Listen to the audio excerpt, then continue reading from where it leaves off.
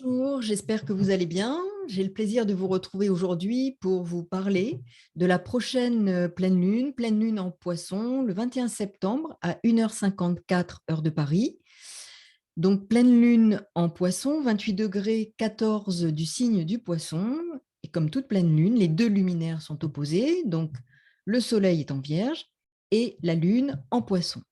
Je vous partage donc la carte de cette pleine lune. Donc cette pleine lune, comme vous pouvez le constater ici, se trouve là donc 28 degrés 14 minutes du Poisson, conjoint à Neptune.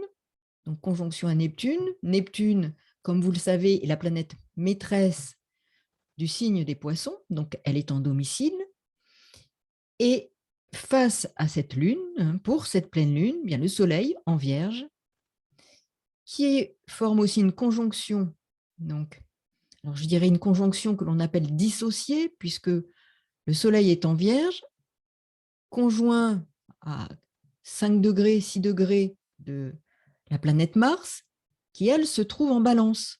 Donc dissociée parce que ce sont deux signes différents. Mais la conjonction existe. La planète maîtresse du Soleil est Mercure, elle se trouve en Balance. Mars se trouve en Balance. Planète maîtresse de ces deux planètes, je dirais, Mars et Mercure, Vénus. Vénus est en Scorpion. Donc, une Vénus passionnée. Je vais y revenir puisque c'est vraiment un point d'orgue, puisque j'avais parlé lors de la nouvelle lune, si vous avez regardé la vidéo, vous aurez vu et entendu que j'ai évoqué la place de Vénus, cette place importante, alors je dirais pour la question du féminin, mais féminin avec un grand F, mais au-delà de ça, tout ce que représente Vénus et les valeurs vénusiennes. Pour notre monde actuel, pour la Terre, puisque c'est aussi la planète maîtresse du Taureau, qui nous parle de notre Terre, planète, où se situe Uranus actuellement, en transit, dans le signe du Taureau, dont la planète maîtresse est Vénus. Et là, vous voyez que pour cette pleine lune, il y a une opposition entre Vénus et Uranus. Donc là aussi, je vais y revenir parce que c'est très important. Vénus en Scorpion, pour cette pleine lune en Poisson.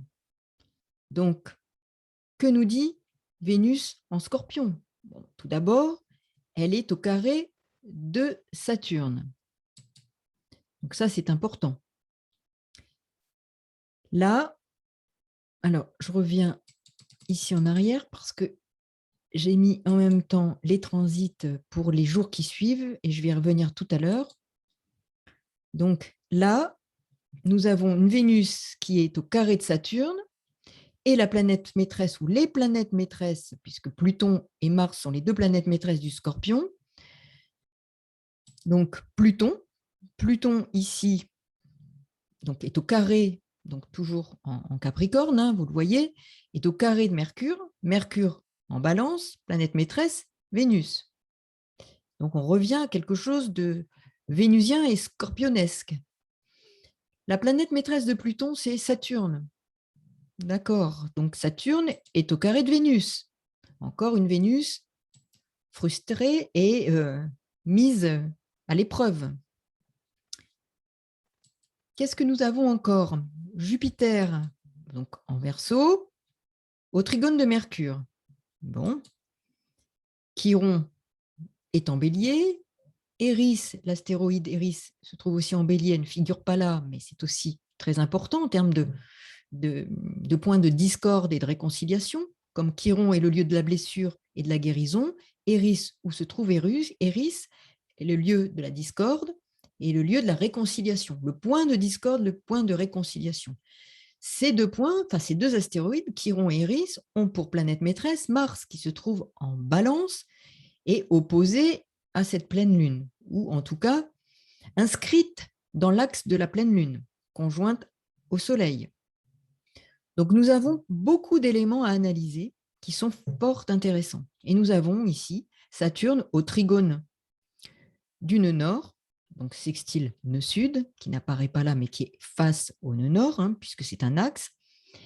Et nous avons ici aussi la lune noire en Gémeaux. Donc, nous aurons des éléments et des points importants, notamment en termes de déclenchement, lorsque la Lune, après, je dirais, la pleine Lune, va transiter le Bélier, Chiron et Éris, va transiter Uranus en Taureau et va transiter le Nord et Lune Noire. Donc, j'y reviendrai en fin de vidéo. Nous voyons là combien cette pleine Lune est sensible et particulièrement réactive. Donc, cette pleine Lune en Poisson. Lune est conjointe à Neptune, opposé Soleil, comme toute pleine Lune. Donc, mise en lumière d'une thématique, d'une problématique. Nous avons là Mars conjoint Soleil, dans, comme je le disais, 2 signes différents. Donc, c'est une conjonction qui, d'une part, lie le Soleil qui est en Vierge et Mars en Balance. Donc, conjonction dissociée, mais néanmoins conjonction. Mars en Balance parle d'actions potentiellement liées à la justice. Une quête, une recherche de justice, en vue de retrouver ce que l'on appelle une forme d'équilibre dans cet axe Bélier-Balance. Qu'est-ce que ça nous dit?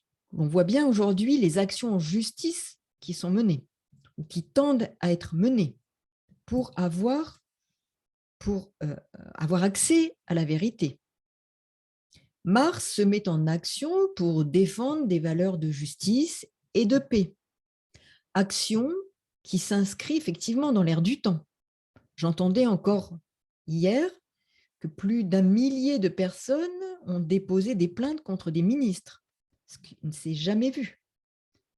Donc, les actions menées par Mars est en Balance. Il y a aussi actuellement un procès important qui s'ouvre, le procès par rapport aux attentats de 2015. Donc ça s'inscrit dans cette énergie. Mais ce n'est pas tout et ce n'est pas fini. Ces actions auront lieu pour chacun d'entre nous potentiellement avec l'entourage, avec notre environnement, afin de chercher un accord, une forme de consensus. Donc Mars mène une lutte pour rétablir la paix et l'harmonie. Paix et harmonie qui sont, on le voit bien, en péril. Et Chiron se trouve en Bélier. Et Éris se trouve en Bélier, comme je le disais, donc 2 astéroïdes importants. Éris, c'est le point de discorde, où se trouve aussi le point de résolution du conflit. Et Chiron, le lieu de la blessure, où se trouve aussi la transcendance pour accéder à la guérison. On parle bien de sublimation ou de transcendance. Donc, à nous de chercher, de comprendre ce qui est à comprendre dans nos vies respectives. Il y a le plan collectif et le plan individuel, personnel. Regardez dans quelle maison, notamment, se situe cet axe dans votre thème et vous aurez un éclairage, où vous aurez des pistes de compréhension de ce que vous avez à résoudre, à travailler dans cet axe-là. Et notamment quand la Lune va passer en Bélier, dès le lendemain de cette pleine Lune, la Lune va transiter le Bélier et va passer sur Chiron, sur Éris, et sera opposée à Mars. Mars, planète maîtresse du Bélier qui se trouve en Balance. Donc, point fort. Comment agir pour retrouver l'équilibre et l'harmonie qui sont là indispensables à la santé? Nous sommes quand même dans l'axe Poisson-Vierge. Donc, axe de cette pleine lune. Donc, équilibre psychique, puisque nous sommes aussi en analogie avec la maison 12, le Poisson est là, présent, cette lune et cette conjonction, lune-Neptune en Poisson, parle aussi d'équilibre psychique. Et la santé globale va dépendre de nos croyances, puisque nous sommes aussi dans cette dimension des croyances avec Neptune. La Lune est conjointe à Neptune. La sphère émotionnelle est sous l'emprise de marées intérieures qui ne permettent plus tout à fait de comprendre et d'analyser, je dirais, avec le recul nécessaire, le recul utile, puisque nous sommes avec le Soleil en Vierge, utile pour notre compréhension. Mercure, planète maîtresse de ce Soleil en Vierge, est en Balance, donc planète maîtresse Vénus en Scorpion, et au carré de Pluton. Donc là, un Mercure qui va avoir besoin de comprendre, d'aller au fond des choses, il sera aussi stratégique, mais il est au carré de Pluton. Donc, et Vénus, sa planète maîtresse, je dirais, puisqu'il est en balance, est situé en Scorpion. Donc, ça renforce ce potentiel scorpionesque, intense, voire violent. Mercure, ici, conseille et cherche à comprendre le point de vue de l'autre à travers la communication. Il peut aussi facilement changer d'avis en balance. C'est un signe d'air. Et au cours de ces échanges, il peut changer d'avis. Il peut aussi être question de propos subtils pour arriver à ses fins, de stratégie. Nous avons la place de Pluton ici, au carré. Mercure, là, se trouve de surcroît effectivement au carré de Pluton. Donc le dialogue peut être difficile, voire interrompu, détruit. Les peurs et les obsessions vont prendre le pas, vont envahir la scène. Vénus est en Scorpion, et ces peurs et obsessions seront très présentes dans les échanges et la communication. Cela va renforcer aussi la notion de stratégie dans la communication, qui sera fondée, vraiment cette stratégie, sur l'utilisation des peurs. N'oublions pas que la Vierge, c'est aussi prudent, et il y a de nombreuses peurs chez la Vierge. Donc, nous allons là renforcer, être face à un renforcement des questions de peur et source justement de désaccord et de discorde qui peut rompre le consensus, ou en tout cas qui le met en péril, on le sent, hein, bien entendu déjà, mais cela sera renforcé. Et là, la notion de stratégie dans la communication fondée sur cette utilisation des peurs sera plus forte, la peur utilitaire.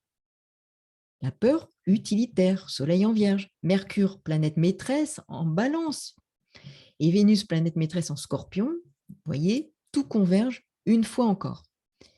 Pour la France, Mercure est en maison 4, celle donc du foyer, du monde intérieur de la nation, des frontières intérieures. Les échanges au sein de la population pourraient être de plus en plus tendus en vue de défendre des valeurs pour lesquelles le dialogue semble difficile à établir ou à préserver. L'harmonie, la paix intérieure en soi et hors de soi seront des enjeux importants pour maintenir un équilibre sur tous les plans, santé physique, psychique, travail. N'oublions pas que cette pleine lune est en poisson, axe poisson vierge. La santé physique, la santé psychique, la santé de notre travail, notre vie au quotidien, la santé au sens large. Et Chiron est présent pour nous le rappeler. L'équilibre et les tensions. Tout un jeu de consensus, d'accord, de discorde, de soins à apporter et pourtant de blessures profondes qui sont en train de s'inscrire. Mercure est au trigone de Jupiter en Verseau. Avec l'apport donc de Jupiter, on va avoir la liberté d'esprit qui est aussi liée bien sûr à Mercure, mais qui peut être renforcée et qui va s'appliquer à la vie pratique, à la vie sociale. Donc le sujet de la liberté va être encore très présent. Mais Mercure est au carré, donc, avec Pluton. N'oublions pas.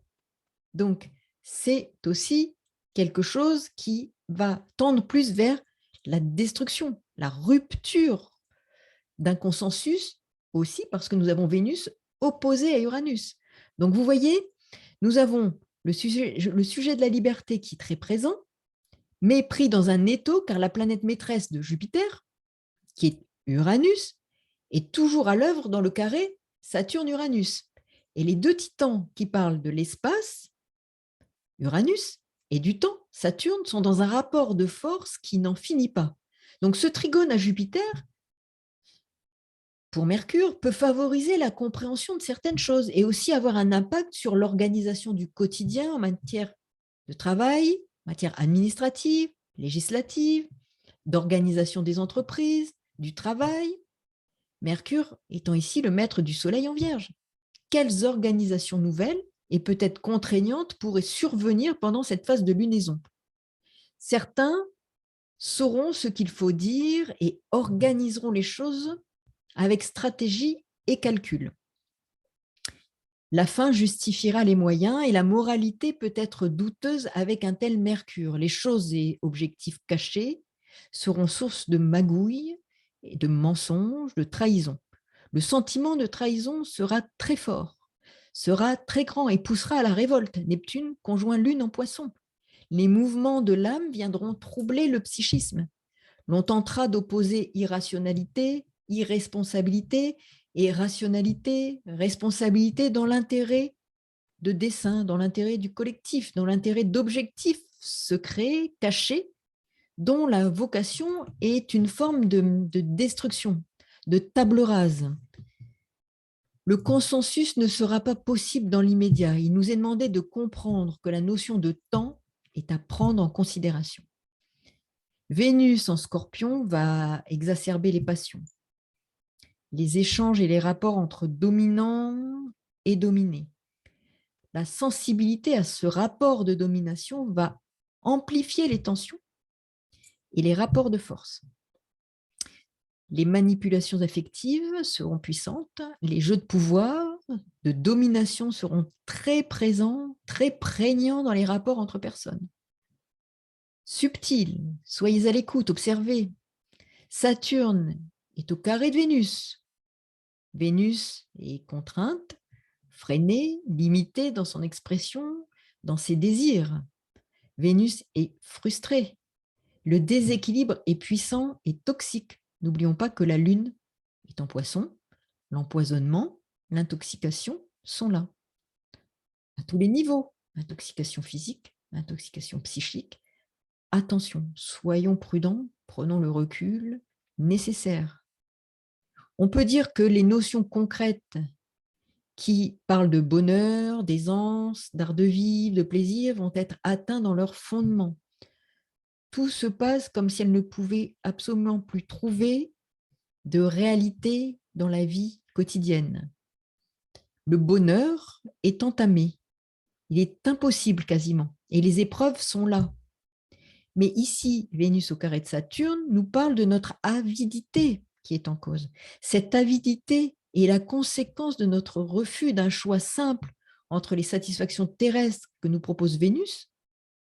Vénus est la planète maîtresse du Taureau, les joies simples aussi, et celles moins conventionnelles que nous suggère Saturne. Vénus est la planète maîtresse du Taureau, donc où se trouve Uranus, qui nous demande, là, Uranus, de vivre différemment, de revoir nos valeurs avec l'impact sur le monde et aussi l'écosystème, parce qu'il y a aussi cette question d'écologie avec Uranus en Taureau. Neptune en Poisson aussi nous en parle, et Uranus en Taureau parle des mouvements collectifs liés à l'écologie et à la nécessité, Neptune-Uranus, de revoir nos modes de vie. La planète est en danger, nous le savons, car nous avons abusé, accumulé les biens et le plaisir. Les biens terrestres, matériels et le plaisir s'est développé au détriment du bien-être de notre Terre-planète. L'eau et la terre sont souillées, l'eau et la terre sont polluées. Vénus en Scorpion parle aussi de souillure. Et Neptune, là, en Poisson, va venir alimenter cette notion d'écosystème pollué. Donc, nous voyons bien que ces énergies nous parlent à différents niveaux de ce qui se joue actuellement pour notre planète et depuis un long moment, mais qui viennent se matérialiser, se concrétiser maintenant. Et je vais revenir pourquoi j'insiste sur cette concrétisation, cette matérialisation. Mais donc là, pour le moment, c'est aussi ces énergies astrales actuelles qui sont en cours et source aussi potentiellement d'explications de futures pandémies, de catastrophes écologiques. Cette phase de lunaison pourrait aussi nous faire vivre des formes de catastrophes climatiques qui ne sont que le début de ce qui arrivera en 2022. Jupiter conjoint Neptune en Poisson 2022, avec cet axe des nœuds lunaires, Taureau-Scorpion, qui va, donc ces nœuds lunaires vont faire leur rentrée mi-janvier pour 18 mois. Dans cet axe de transformation, de transmutation, de détachement et d'épreuve. Mais j'y reviendrai dans l'analyse que je ferai pour les différentes dimensions des prévisions de l'année 2022. Donc, cette lunaison, pour en revenir à cette pleine lune en poisson, met en avant le dernier signe du zodiaque, le signe des poissons. Saturne, donc qui est aussi un des maîtres donc je dirais de cette présence du poisson. Donc nous avons Neptune et Jupiter, maître du poisson, et Saturne, qui est aussi maître de la balance. C'est important de voir combien là, cette présence est en même temps forte, puisqu'il forme un carré à Vénus, et qu'il est aussi un des maîtres de la balance. Donc, et du Capricorne, où se trouve Pluton. Pluton au carré de Mercure, planète maîtresse de Mercure, ici Vénus, qui se trouve en Scorpion. Donc, vous voyez, là aussi, tout se recoupe avec des transformations majeures, des freins pour notre développement en profondeur, à partir de temps d'épreuve. Donc, Saturne au carré de Vénus, Vénus en Scorpion, planète maîtresse du Scorpion, Pluton, Mars, Mars en Balance, Vénus en Scorpion, Pluton en Capricorne, planète maîtresse du Capricorne, Saturne, Saturne au carré de Vénus. Donc, on voit bien combien Vénus est affligée. Tout ce que représente la sphère vénusienne, à nouveau, dont j'avais parlé pour la nouvelle lune, et qui a un point d'orgue au moment de cette pleine lune. Donc, on parle d'épreuves, de transformations, de mutations en cours. Les questions aussi de moralité et de conflits moraux seront très présents, notamment pour ceux qui accepteront de les voir et non de les fuir, de les éviter pour avoir une paix illusoire, hypothétique, qui ne sera autre qu'une cage au barreau doré. Nous sommes bien aussi là dans le poisson. La tentation de fuir, la tentation d'éviter. Pour mémoire, effectivement, le signe des poissons est aussi le signe, bien sûr spirituel, mais des croyances, mais aussi de la fuite, du déni, de cet axe relatif à la santé. Dans cet axe, justement, relatif à la santé, peut-il s'agir de ne pas vouloir regarder la réalité en face, axe poisson vierge, d'éviter, de ne pas vouloir entendre, de ne pas vouloir comprendre, de fuir par peur ou par faiblesse? Vénus est opposée à Uranus.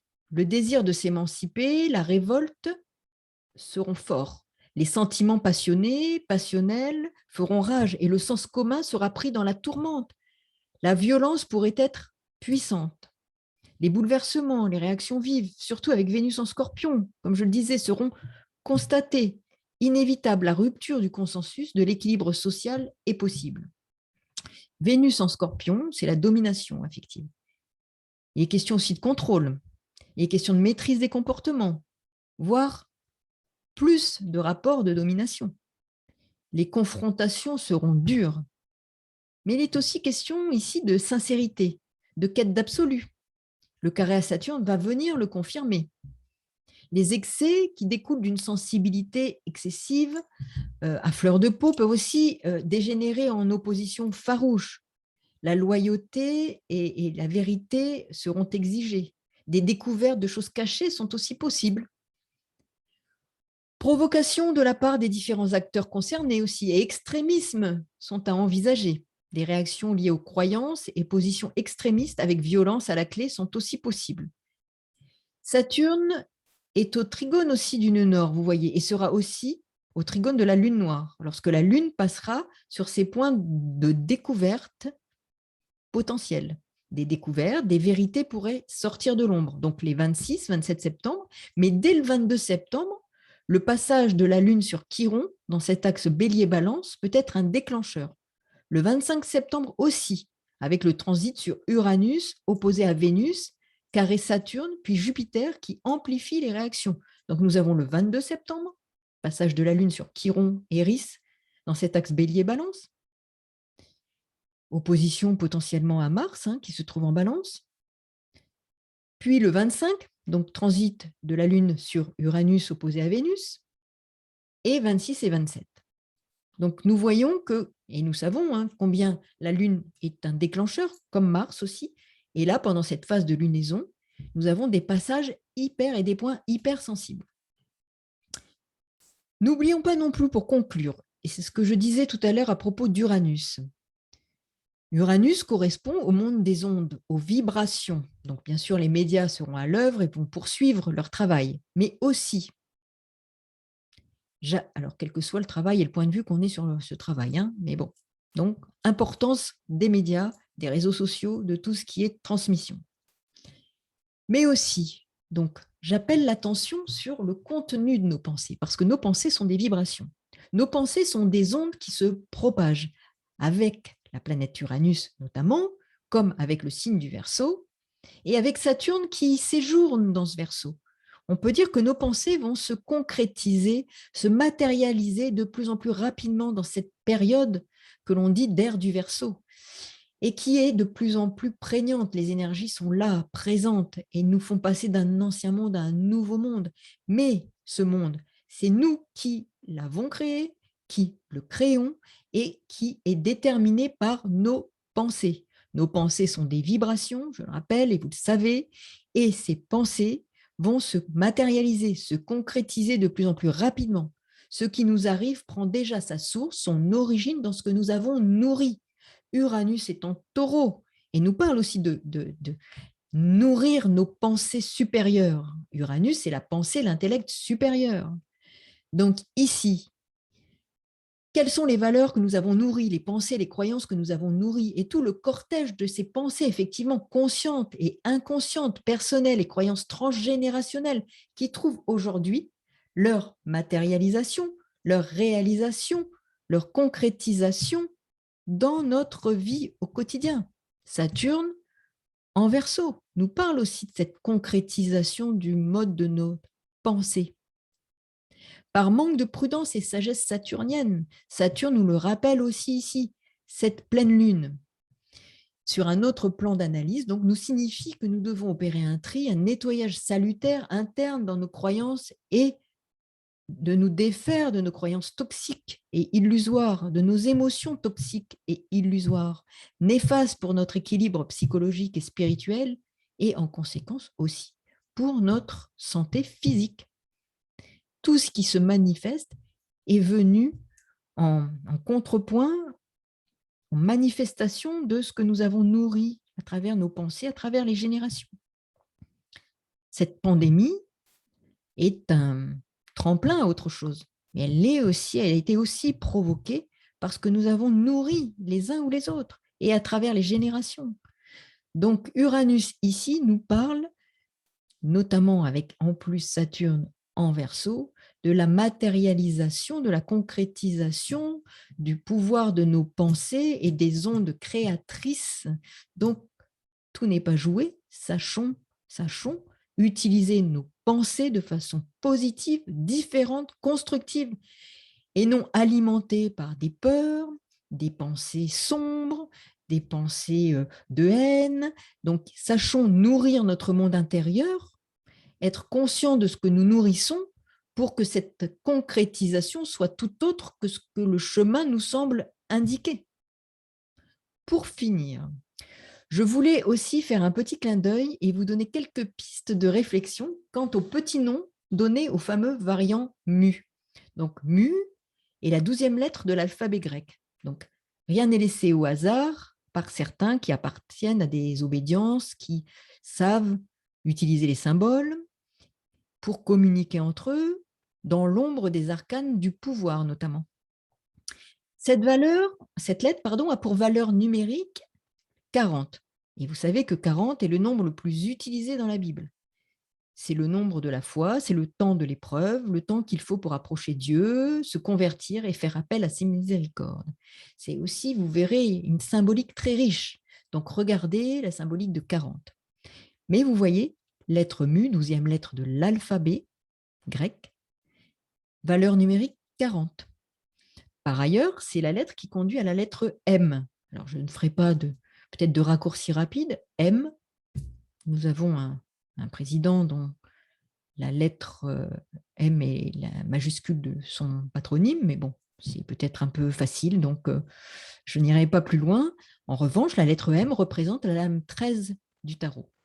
L'arcane, sans nom, symbolise l'action radicale, ferme, capable de faire une transformation profonde de son existence. C'est une source de renouveau. Et dans sa face sombre, l'arcane sans nom, radical et brutal, tranche vite, écarte les choses, fait du mal par son côté absolu, sans appel. C'est un peu une Vénus en scorpion. Le renouveau passe par l'épreuve. À très bientôt. Merci pour votre écoute. J'ai beaucoup de plaisir à lire vos mails, vos commentaires. J'y réponds autant que je peux. À très bientôt. Merci pour votre écoute et bon courage et bon travail. Bon travail parce que ça fait partie effectivement de ce que nous avons à faire, des prises de conscience, un travail sur nous-mêmes parce que chacun doit contribuer à la transformation et justement à ce que ces ondes et ces vibrations soient les meilleures possibles pour que le chemin ne soit pas tracé, mais qu'il reste à faire et qu'il n'y ait pas ce déterminisme qui nous enferme dans une prison aux barreaux dorés. À très bientôt.